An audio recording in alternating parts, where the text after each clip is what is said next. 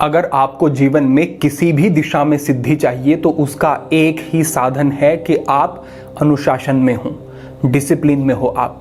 और डिसिप्लिन को बनाए रखने के लिए जरूरी है कि आपका अपने मन पर नियंत्रण हो, और मन पर नियंत्रण करने के लिए जरूरी है कि आप ध्यान का अभ्यास करें। ध्यान आपके जीवन का कोई एक पक्ष नहीं है जिसको प्रभावित नहीं करता है, लेकिन बात यहां पर यह होती है कि अधिकतर लोगों को यह नहीं पता कि ध्यान में यूं ही आप नहीं जा सकते कि आप बैठे और आपका ध्यान लग गया, ऐसा नहीं होगा। आपको ध्यान को साधने के जो साधन हैं उनकी तरफ ध्यान देना होगा। अगर ये इतना आसान होता तो हमारे योगी बड़े बड़े ग्रंथ ना लिखते, बड़े सूत्र ना देते हमें, बस सीधा कहते कि ध्यान उपयोगी है, ध्यान करो, मन को टिकाओ, मन को एक जगह पर लगाओ। लेकिन ऐसा होता नहीं है।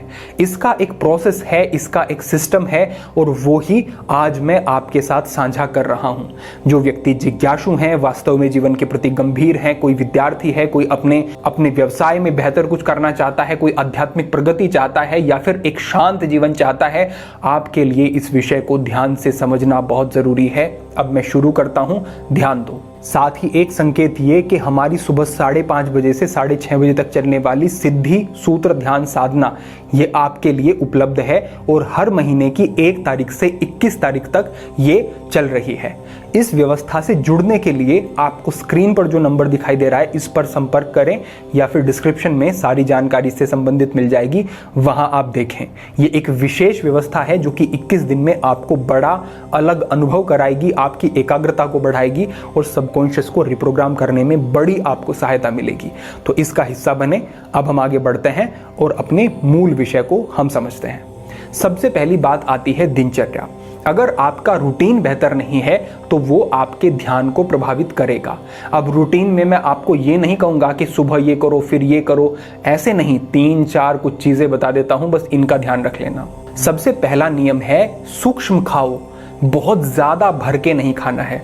ज्यादा भर के खाते हो तो आपके जो एनर्जी चैनल्स हैं, स्रोतस हैं शरीर के, वो ब्लॉक होने लगते हैं और शरीर में स्थूलता बढ़नी शुरू हो जाती है। दूसरी बात, बहुत ज्यादा बोलो मत।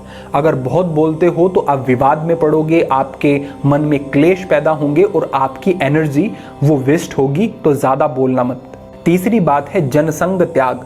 केवल उन लोगों का संग करो जो कि आपके ऑरा को नेगेटिवली इफेक्ट नहीं करते हैं, आपकी ऊर्जा को नकारात्मक तरीके से नीचे नहीं ले जाते हैं। तो सकारात्मक लोगों से मिलो और कम लोगों से संग करो, यह जरूरी बताया गया है योग के अंतर्गत ही। इससे आगे क्षमता से अधिक परिश्रम नहीं करना है, यानी जितनी हमारी शरीर की क्षमता नहीं उससे बढ़ करके अगर व्यायाम या फिर कोई भी कार्य बहुत ज्यादा कर रहे हो वो भी ठीक नहीं माना जाता है। साथ ही आपको सही समय पर सो जाना है और सुबह ब्रह्म मुहूर्त में उठने की कोशिश करो। नहीं उठ पाते हो, अभ्यास वैसा नहीं है, तो आप जितना जल्दी हो सके उतना जल्दी करो, और 6 बजे से देरी तो बिल्कुल मत करना। उससे पहले ही पहले आपको उठना है और फिर धीरे धीरे कुछ समय घटा करके ब्रह्म मुहूर्त की तरफ बढ़ो।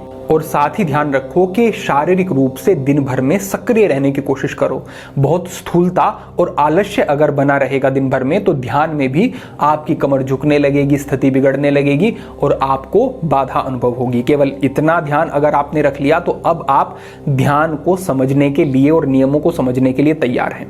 अब सबसे पहले हम बात कर लेते हैं अन्नमय कोश की, यानी कि ये जो शरीर है इसको सबसे पहले साधना होगा, और इसमें एक ही नियम है, स्थिर सुखम आसनम। आपको स्थिरता से बैठना है, सुखपूर्वक बैठना है। जैसे मैं अभी सिद्धासन में बैठा हूं तो ये मेरा सुखपूर्वक आसन है, लेकिन आपका आसन सुखपूर्वक इतनी जल्दी हो जाएगा जरूरी नहीं है। आप सिद्धासन में बैठे और आपको घुटनों में समस्या होने लगी, आपको एंकल में पेन होने लगा, अगर ऐसा नहीं हुआ तो समझो आपका ये आसन आपको ध्यान में जाने में सहायक नहीं होगा। तब आप क्या करो, आप एक ब्लॉक ले लो और आप पालथी लगा करके बैठ जाओ। उस ब्लॉक के ऊपर आप बैठ जाओ और पालथी लगा लो, आप आराम से वैसे बैठो, कोई समस्या नहीं है। धीरे धीरे सिद्धासन को करने का अभ्यास करते रहो। सिद्धासन के बारे में पहले विस्तृत मार्गदर्शन किया गया है, वो लिंक डिस्क्रिप्शन में मिल जाएगा, वहां से देख लेना। तो इस तरीके से आपको बैठना है। अन्नमय कोश का हुआ। इसके साथ साथ अब चलो प्राणमय कोश पर। प्राणमय कोश में योग में कहा गया है कि धारणा सूच योग्यता मनस, यानी कि अगर आपके सांसों में स्थिरता आती है तो आपका मन भी ठहरना शुरू हो जाएगा। प्राणो विलीयते यत्र मनस तत्र विलीयते, यानी जहां आपके प्राण जाते हैं वहां आपका मन भी जाता है, उस गति से काम करता है वो। तो सांसों को सबसे पहले अपने साधना होगा और यहां से हमारा पूरा सिस्टम शुरू होता है। अब इससे आगे क्या होता है, मनोमय कोश, और मनोमय कोश को कैसे साधना है ये भी मैं आपको बताऊंगा। अब हम बढ़ते हैं अपने ध्यान की विधि की तरफ। आपको करना कैसे है, पूरे सिस्टम को ध्यान से समझना। तो आप सबसे पहले सुबह उठे, आप थोड़ा सा बाहर जाएं, टहलें, फ्रेश हो लें। उसके बाद आप अपने आसन पर आकर के बैठ जाएंगे और जैसे मैंने कहा सुखपूर्वक बैठेंगे। अगर सिद्धासन में बैठ सकें ठीक, नहीं तो सुखासन में, और एक पिलो या फिर ब्लॉक लेकर के उसके ऊपर आप बैठ गए। कमर गर्दन को फिर सीधा करो, कंधों को थोड़ा सा इस तरीके से रोल करते हुए पीछे की तरफ लेकर के जाएंगे जिससे कि छाती खुले और आपके सांस लेने में कोई अवरोध पैदा ना हो। उसके बाद ज्ञान मुद्रा लगा लो, ये सहायक है। अगर ऐसे नहीं लगा सकते तो इस तरीके से अपने हाथों को अपनी पैरों के ऊपर यहां भी रख सकते हो। इतना करने के बाद अपनी सांसों की तरफ पूरी अपनी सजगता को लेकर के जाओ, ध्यान पूरा सांसों की तरफ लेकर के जाओ। आती जाती सांसों को देखना शुरू करो और सांसों से एक जुड़ाव बनाना शुरू करो। सांस पर ध्यान लगाना सरल है क्योंकि इसे आप अनुभव कर सकते हैं अंदर जाते हुए, बाहर आते हुए। तो पूरी एकाग्रता सजगता पहले सांसों पर, और 20 गहरे सांस लेने हैं। डीप इनहेल करो, डीप एक्सहेल करो, डीप इनहेल और डीप एक्सहेल करना है। सांसों के साथ बने रहो। ध्यान रखना कि कभी भी ध्यान से पहले बहुत तेज अभ्यास मत करना, धीमा धीमा ही अभ्यास करना। कुछ विशेष परिस्थितियों में तीव्र अभ्यास कराए जाते हैं, लेकिन अभी आपको बिल्कुल धीमा सांस बाहर छोड़ना है और धीमा सांस अंदर लेना है। इतना समझ गए। इसके बाद आपको अनुलोम विलोम का अभ्यास करना है। अभी कुंभक नहीं करना है, इसमें केवल अपनी राइट नोस्ट्रिल को बंद करो और बहुत आराम से सांस को अंदर लो।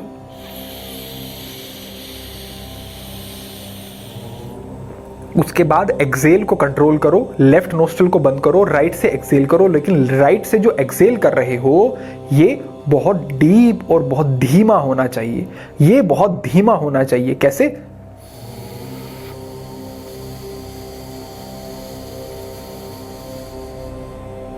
फिर राइट से इनहेल,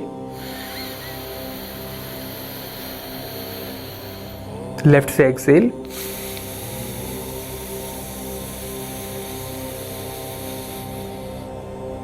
और फिर लेफ्ट से इनहेल, राइट से एक्सेल। इसी तरीके से आपका क्रम चलेगा। ध्यान रखने वाली बात यह है कि एक्सेल को बहुत लंबा करने की कोशिश करो जितना हो सकता है आपसे। इसको मन ही मन 5 तक गिनो। 1 2 3 4 5। इतनी देर में सांस को बाहर छोड़ना है आपको। तो आपका मन बहुत जल्दी ठहरना शुरू हो जाएगा और ध्यान की स्थिति में जाने का एक बेस आपका बनना शुरू हो जाएगा। ये हुआ हमारा अनुलोम विलोम का अभ्यास। ये ध्यान की तैयारी है और ये धारणा शक्ति को बढ़ाता है। बताया ना मैंने, धारणा सूच योग्यता मनस, मन को एक जगह पर लगाने की शक्ति को बढ़ाएगा। अनुलोम विलोम हुआ। तीसरे अभ्यास को समझो। तीसरा अभ्यास है भ्रामरी प्राणायाम का अभ्यास। इसमें भी आपको और सरल करके मैं बताता हूं। आपको अपनी हथेली को कान के ऊपर रखना है और अपनी जिह्वा के अग्रभाग को अपनी दांत, ऊपर वाले दांत के बेस में लगा लेना है, सटा लेना है, और दांतों के बीच में थोड़ा सा गैप रखना है। और उसके बाद आपको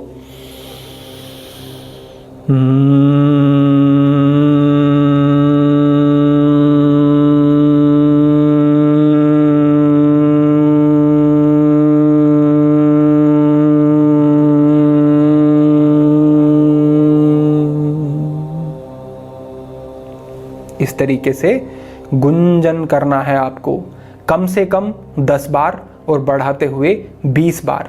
इसी से आपका मन बिल्कुल ऐसा हो जाएगा जैसे आपके वश में हो गया। एक्सपीरियंस करोगे आप कि आज से पहले भी आपने ध्यान का अभ्यास किया लेकिन मन की चंचलता नहीं रुकी, मन भटकना नहीं रुका और यहां पर आपने अंकुश लगा दिया। आपने शरीर को भी अपने स्थिर किया, बैठने का तरीका आपका सही है, दिनचर्या पे ध्यान दिया, और ये आपने जो अभ्यास किए इससे मन में एक ठहराव आ गया। अब आगे बढ़ो। इतना अभ्यास करने के बाद अब आपको एक एडवांस अभ्यास करना है, जो है भ्रूमध्य दृष्टि, यानी कि यहां पर अपनी पूरी एकाग्रता को बनाना है। दोनों आंखों से यहां देखना है कुछ इस तरीके से, और यहां देखने के साथ साथ सांस को अंदर भर के अंदर होल्ड करना है। वो ना करे जिसको हाइपरटेंशन की प्रॉब्लम है या हार्ट से संबंधित कोई समस्या है, स्वस्थ है आप तो इनहेल करो। अब आंखें खोलो और भ्रूमध्य दृष्टि, और उतनी देर तक इस स्थिति में बने रहो जब तक आप अपने सांस को अंदर होल्ड कर पा रहे हो, जब तक अंतः कुंभक आप कर पा रहे हो, बने रहो अभ्यास में।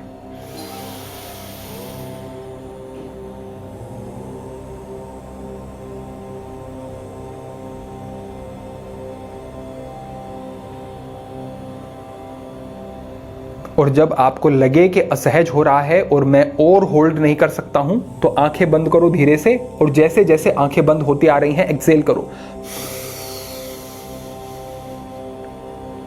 और ऐसे ही बैठे रहो, ऐसे ही बैठे रहो, और धीमे धीमे सांस लो, और पूरी अवेयरनेस को अपनी फिर से सांसों की तरफ लेकर के जाओ। फिर कुछ गहरे सांस लिए, और फिर से यही अभ्यास 3 बार आपको ये अभ्यास दोहराना है, बस 3 बार। 3 बार करने के बाद अब आप आंखें बंद ही रखना, खोलना मत, सामने नहीं देखना, दाएं बाएं नहीं देखना। जैसे ही आंखें खोल रहे हो तो सामने फिर भी नहीं देखोगे, सीधे आंखें खोलते ही यहां पर ही दृष्टि को बनाना है और वापस आंखें बंद कर लेनी है। इस पूरे प्रोसेस में जहां से हमने सांस पर काम करना शुरू किया, पूरे प्रोसेस में आंखें बंद रहेंगी, दाएं बाएं नहीं देखना है, आंखें खोलनी नहीं है। शांत स्थान होना चाहिए जहां बैठ करके अभ्यास कर रहे हो। इसीलिए जरूरी है कि सुबह जल्दी उठ करके अभ्यास करें तो ज्यादा उपयोगी होगा। अब आप बैठे रहें और सांसों पर एकाग्रता बनाए रखें, और यहीं से आपके ध्यान की शुरुआत होती है। यहां से आपका अभ्यास है कि अब आप केवल सांसों की तरफ ही अपनी पूरी सजगता बनाएंगे।